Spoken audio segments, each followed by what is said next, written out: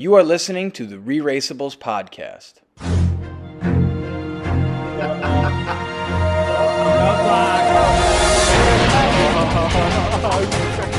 Give you a nice little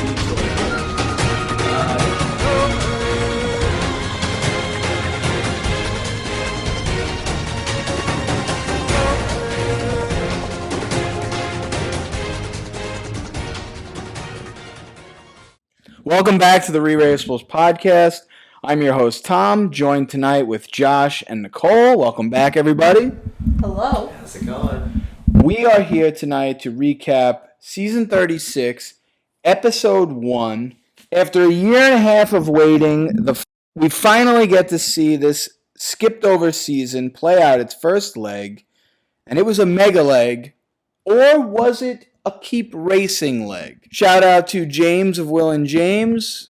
Thoughts, everybody? Is this a mega leg because of the elimination, or does that disqualify it from being it and making it a keep racing? Where do we land on this? What are our thoughts? I don't care what you call it. I'm just happy a team was eliminated. Because when we first heard that, it's the first leg is going to be a mega leg, we're like, what? That stinks.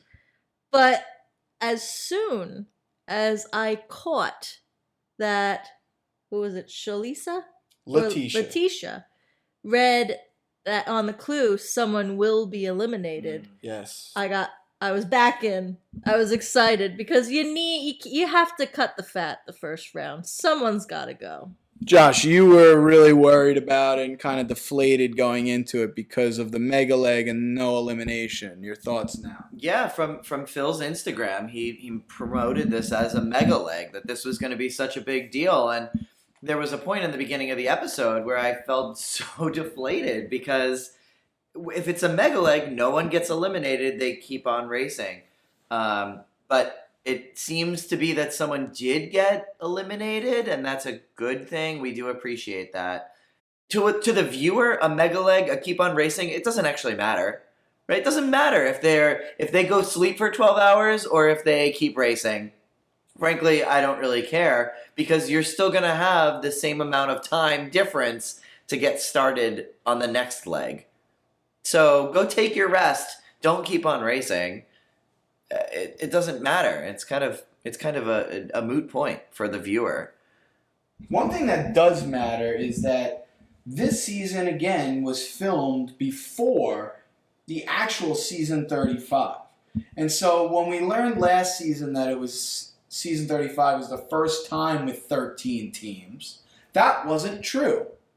This season was actually the first season with 13 teams. Yeah. And I think that's why they had a mega leg with the elimination to cut out the first team, get it down to the typical 12, but keep racing.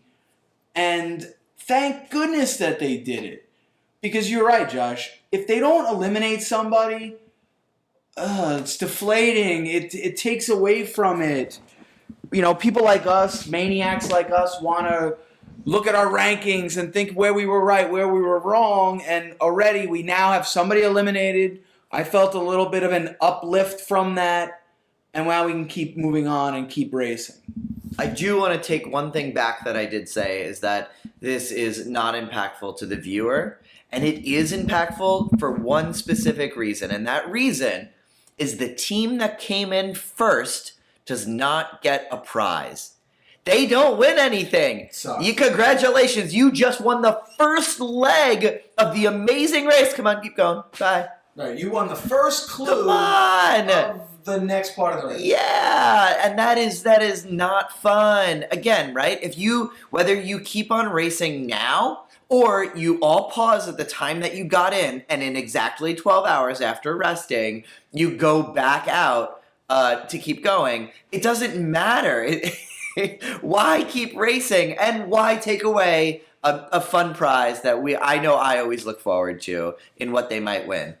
But thankfully, it was the team that most doesn't need a prize. Well, That helps it land a little easier. Yeah, I was kind of happy they didn't get a prize. they deserve it. I also want to say back to what you were saying about, the order of the seasons. I was kind of surprised that they didn't start the season with a little like disclaimer Something. telling the audience that this season was filmed prior to season 35. Yeah. Because I don't like feeling like I've been hoodwinked with like dubbing and editing. Like, it's a little icky to me. Yeah, the editing was a little sloppy, wasn't it, Josh? Oh my goodness. Yeah. Well, one is that you could tell when Phil was talking and he would say, "Last year when we did this," like clearly he didn't say that because they Right. didn't know that At it was the being filmed starting after that. line. Yeah, It was yeah. messy. It was Yeah, and we were talking about this too about getting the content. They had 2 years to edit this. Why didn't we have full interviews and content released when it should have been released? It just felt that there was multiple times too while we were watching that I called out that it just was not clean in any way, and that's frustrating, especially when we waited so long to watch for this. And just to build on that, I just didn't like the bubble of Puerto Vallarta that we were kind of stuck in. And we're doing a mega leg there. It felt like we moved like 2 blocks. Like the mat, they said go, and then Phil walked half a mile down the beach and set up the mat with the local person there to be the finish line or the continue on line, but the end line for Maya and Rohan. And I think that combined with seeing Chris and Mary in the masks and a disclaimer would have helped. And for somebody that's not aware of that, it would have helped. It would have put it a little more in context. The charter flights that's going to happen and the removal of the airport would have made a little bit more sense. And it's weird to be traveling kind of back in time because we're not just going back. Feels cheap. We're not just going back in time. We're going back into post-pandemic versus we just did a whole season not in pandemic. Yeah. It feels much longer back in time. Am I way off on that? Yeah, I agree. And I would also add that I would say most of the same people watch Survivor and Amazing Race. Totally. And I think that Survivor is actually so forthcoming about everything. Even like a few seasons ago, it was like, we're going to take you behind the scenes and watch all of this. So then to have that feeling of being conned when you're watching a season that's actually older than before and you're dubbing things and editing, it's kind of icky. It feels like you kind of lose trust in the show. But moving on, first impressions. We just watched the episode. If you haven't listened to our Power Rankings podcast, please go back and listen to that really fun podcast where we break down our rankings of the 13 teams from 13 to 1. And I'm not going to overreact to having Rod and Letitia 12th, and they were first to the mat in this mega leg, in part 1 of the mega leg. I'm not going to overreact to that. I think I may be wrong even more than I thought on one of 2 teams. Either I totally underranked Derek and Shalisa because they were just plodding right along. They didn't make any mistakes. Strong. I felt like youth wasn't really shining this episode, so I might have underranked them, or I may have overranked Amber and Vinny. Yeah. They had a tough episode, got lost a couple times, a little panicky, or just a lack of navigational skills. I said that why I put them 4th was because of, they live in hospitals working there, and it's, just a little bit different than the rest of the world and how it operates. So they may not have some of those skills. I don't know if the directions are going to continue to stink, but that may be an early regret. That's the one I was going to say, is Amber and Vinny. I had them at number 2. That wasn't a number 2 performance that we saw today. So I hope they get it together, Amber and Vinny. What's the goal? Don't come in. Don't come in last. So they live to fight another day. Josh? I have to be a realist and say Maya and Rohan. I mean, I ranked them at 9 out of 13 Same. teams. And, I mean, they couldn't even... watching them drive that car in that parking lot, it just threw away every sense of confidence that I had in them, and I wrote down it was unbelievable to watch them. I'm glad you brought that up. Having them ninth too, I feel ashamed of myself. I think we knew it. But we were like, oh, they're smart and they're young and students and they're super fans. I think that was the key. But I want to save a little bit more detail for Nicole because let's move into our next segment, where we were right and where we were wrong. Nicole, start off where you were right was on Maya and Rohan, wasn't it? Absolutely. I mean, I wish I put them last, but We all do. unfortunately, I'll have to settle with second to last. The car scene was my favorite part of the episode. I honestly don't even know how they ended up turning it around. That was shocking. Yeah, and Austin Powers, when he gets the go-kart, golf cart, whatever, stuck in Dr. Evil's underground lair, he just abandons the car. I mean, they couldn't do that. I thought they might have to. I don't know. Or hire the wrestlers to just lift it up and turn it. Yes. Yeah. I don't know. That it was crazy that they got themselves into that situation. That was so ridiculous, but so entertaining. Good TV. They stink. They're horrible. They deserve to go home. What else can I say? Right. They deserve to be the first actual team to finish in 13th place. Also, a very uncomfortable amount of hand-holding for siblings. Yeah. What are they doing? It's very weird. Why were they walking off into the sunset holding hands? It was. What are you doing, Amazing Race? They're brother and sister, folks. Yeah. Come on. After watching, I am pretty happy that I ranked Rod and Letitia fifth. That is the highest ranking by a good amount. Tom has him at 12th, and Nicole has him at 8th. I think we saw a strong performance by them. They communicated well. I think we all noted that they traveled well too. Their sense of direction was way stronger than I think even I expected. So I do see them as a contender in this race. And I think one place we were wrong was thinking that somebody like Rod and Letitia would have chosen the physical test Oh, yes. of the rocking horses at the detour. Yeah, there was a lot of that. I mean, a lot of perception. We weren't working off of much, but you could look at some teams and say they should be doing brains or they should be doing brawn, and that's not how it quite laid out.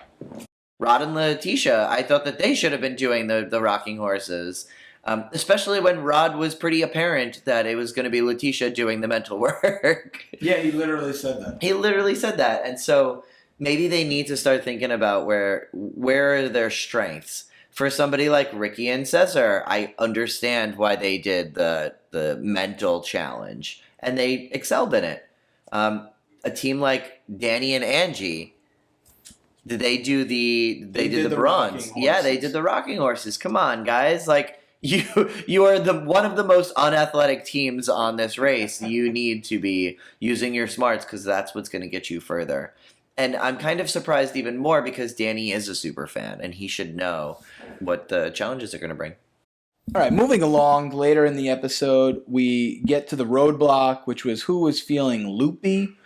Personally, I was really excited about this roadblock for one reason, and that was they had to jump through 7 lassos that were made by these Puerto Vallarta cowboys with giant lassos, whatever.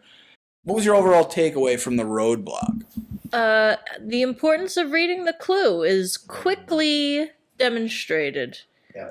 The fact that she did how many attempts? This is Karishma. Karishma, yes. Yeah, of the pink team. 20. She did 18 attempts. 18, folks. You heard that right. Before realizing that she's not wearing the handkerchief. Well, not only did she not realize that, but she took 18 times just to finish the challenge. Right. And then she realized. Right. And then she failed 5 more times. Right. And on the 23rd attempt, she got through that. That's just a silly mistake. Sloppy, but you know what? It's leg 1. Maybe from now on they learn the lesson and we won't see those kind of sloppiness. I have 2 takeaways. One is that this is a challenge that is actually sort of out of your own control. And that's what I didn't love, is that the lasso, you're only as good as the lassoer. The person who is throwing the lassos, if they're a little off, then you're not going to make it and you have to go back to the beginning, right? It's not some challenge that is completely dependent on you or completely dependent on your abilities, which is kind of frustrating, but I'm sure it was pretty close. And then the other thing is that I do want to call out Juan and Shane. They were, I think, the only team that did it in the first try. Even quicker than Michelle and Sean, and I thought that was really, really impressive, and pushed them up from 8th to like 4th place, which was really, really huge, and showing that they do have grit and they're smart and they can get through an athletic challenge and excel. Yeah, that was definitely a standout. The athletes were able to kind of jump through the hoop a little bit easier. Rod in 5 times, Shane, like you said, in 2. Anthony, surfer guys just have a little bit of talent. First try, he was done. That's it. Yeah. Sonny took 2 tries, so kind of allowed some teams to make up time. I wonder also different teams that use, like Chris and Mary. Mary did this challenge. I can only imagine Chris doing this, or Danny doing it instead of Angie. I don't know that. I think they'd still be there if Angie was doing it. But can I point out, even though it took Danny 11 attempts and he ended up getting out of the roadblock in 7th, still comfortable position, but he hates ponies. He was traumatized. He's allergic to the walls of his school. Nicole, folks, for those of you, we're watching the episode, and Nicole has Danny and Angie number 13, which is a little discrepancy from my 11 and a big discrepancy from Josh's 4th. But you should have seen Nicole in this moment taking a victory lap of laughter. Nicole, tell the viewers what you were really getting at there. When you're right, you're right. Guarantee you they make it past the 10th round. I don't know, Josh. He hates ponies. They're not going to be ponies again. I know, but He's going to be the kind of person he's going to find something to either be allergic to or afraid to of every challenge. Every challenge. I feel like he went in there and he completed it and he did it. I feel like there's another story or 10 coming every time. Not to mention the first interview in the car, he started crying. And then he came back and started crying in the second interview in the car. I get it. If you can hear Nicole laughing, that's Nicole laughing at her feeling confident in her number 13 selection. I'm honestly shocked that Amazing Race let him on. Like, can you imagine what his medical intake information must look like? They probably had to get another form to have enough room for all the things he's allergic to. Wow, a 2-pager. Yeah. We have an interesting group of people here, folks. But also a couple teams you kind of didn't really hear from. Yeah. And I think that's maybe part of the struggle with having 13 teams. Even though you have the 90 minutes, you can kind of check in with everybody. And with this kind of more condensed one city mega leg, back in time piece. But I feel like we didn't really check in at all with Sonny and Busy.